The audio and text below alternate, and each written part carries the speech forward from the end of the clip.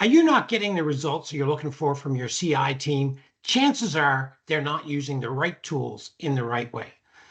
In this video, I'm going to talk about a CTQ, critical to quality tree. Sometimes I call it a CTS, critical to success. Sometimes CTG, critical to goal. Doesn't matter what you call it. It helps you identify critical components of your business processes you need to focus your team on. Now, your job as a leader or a CI leader is to focus your team on the right things. This is not only about the tools, this is about the mindset that you create.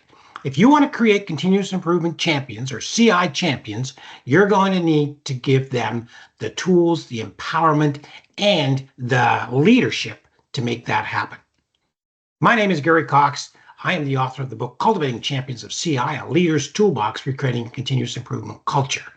Now, earlier I spoke about a Pareto chart and how that 80-20 rule or 20-80 rule, depending on how you look at it, can help you identify the top 2 or 3 things that are having the greatest impact. You combine the Pareto chart with a CTQ tree and you have a dynamic duo when it comes to being able to make an impact in your business process. So let's talk about what a CTQ tree is. In order to understand what a CTQ tree is, first I want you to appreciate that in Lean Six Sigma and continuous improvement, we think about the fact that there's a Y is a function of X. It's just a simple formula, Y being the output or what it is that we want to accomplish, the goal or the definitions of success or the definitions of quality. That's why I call it a CTQ, CTS, or CTG. So we have this Y. It's kind of the output of our process. Then we have these drivers, which are usually higher level things. And in the case of a CTQ tree, these are things that the customer is interested in. And I'll get to those in just a minute. And then we have the X's. These are the factors. So Y is a function of X. These are those things that need to be in place in order to be able to make the Y successful or deliver on the Y. Now, this is important because the drivers are categories that are important to the customer experience. Now, let me use an example. Let's say you want a hot pizza delivered to order and you want that in a timely fashion, let's say within 20 minutes. Okay, so you're the customer and that's the customer requirement. That's the why. Now, when it comes to the drivers associated with the why, there are things like quality. Right? So quality would be definitely tied to taste. There would be timeliness, right? Which would be definitely tied to how quickly things get from point A to point B, how quickly things get done within the pizzeria, and how quickly the orders are taken, all kinds of things associated with timeliness. Even the route taken by the delivery personnel, right? Then you would have possibly experience. So again, what's the experience like from the time they called, or if they go online, how easy is your app to use? Those are the types of things that would be associated with experience. And then, of course, there's cost, which is really about the overall value that you offer. Now, cost is a bit subjective. You've got to be competitive, but at the same time, cost could be a little higher if your experience and your taste or your quality is that much better. That's a different video. This video is about being able to help you identify those key things that you do. So let's think about that taste, for example. Taste, which is a component of quality. All right. So if that's the driver, right? You got to have taste in order to be able to have a hot pizza delivered on time that obviously repeat customers are going to want to buy and order, right? Your X's would be things like fresh toppings, things like a clean working area, things like handmade sauces, for example. All of those X's are measurable. And that's really important component of a CTQ tree, that you're identifying measurable X's or measurable inputs to your Y. We say your X's are lead indicators to your Y. You're a lag indicator, the output of your business process. Can't do anything about it once it's a Y, but you can do something about it while it's an X. So, for example, how often are you checking the freshness of your ingredients? Do you buy your ingredients daily from the local market, or do you have them delivered? Whatever that case may be. Or are you doing this only once a week or once a month, right? Obviously, you can measure that. That's an important component. If you think about the clean work area, right? You have health inspectors. You need to make sure that you're meeting all the health inspected standards, and you can audit that. So again, it's measurable. Think about handmade sauces. Easily to check how often those are made, and so on.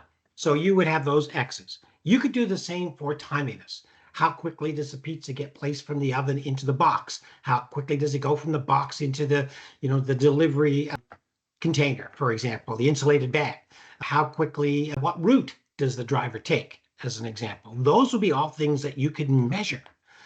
And now you've got that. You want to be able to look at your business process. So when you map out your business process from the time the order comes in to the time that it's delivered, and you create a swim lane business process map, you're able to turn those X's into what we call P's and Q's, performance and quality indicators. Really critical that you understand that you need to translate those X's into your business process.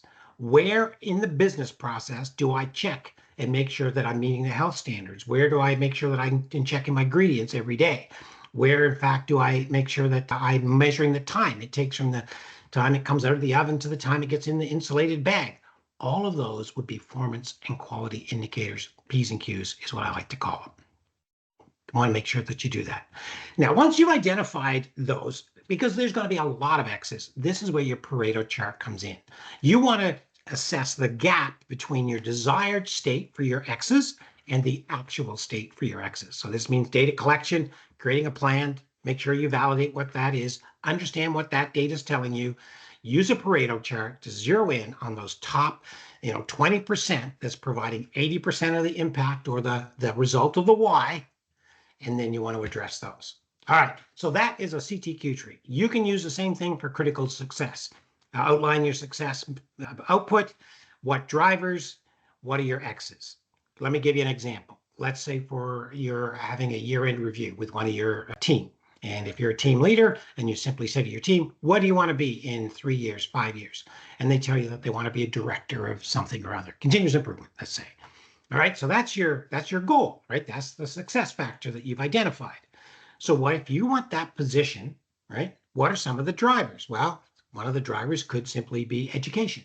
Okay, that will be a driver. So what are the X's associated with education? You need specific deliverable components. You want to be certified in certain disciplines. You want to have knowledge on certain things. You can measure those, right? If you, for example, you talk about experience, could be another driver as it relates to that job. Well, how many projects have you led? What type of projects have you led? How many people have you been leading in the past? And have you had an opportunity to lead people in the past? Those could be X's that you could connect to experience, which would connect to the job that you're looking for.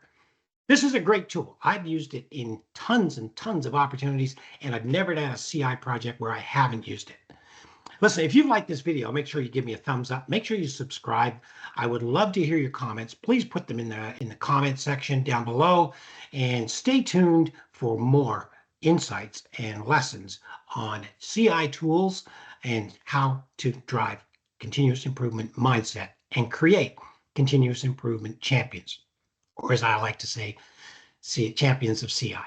All right, till next time, I'm Gary Cox.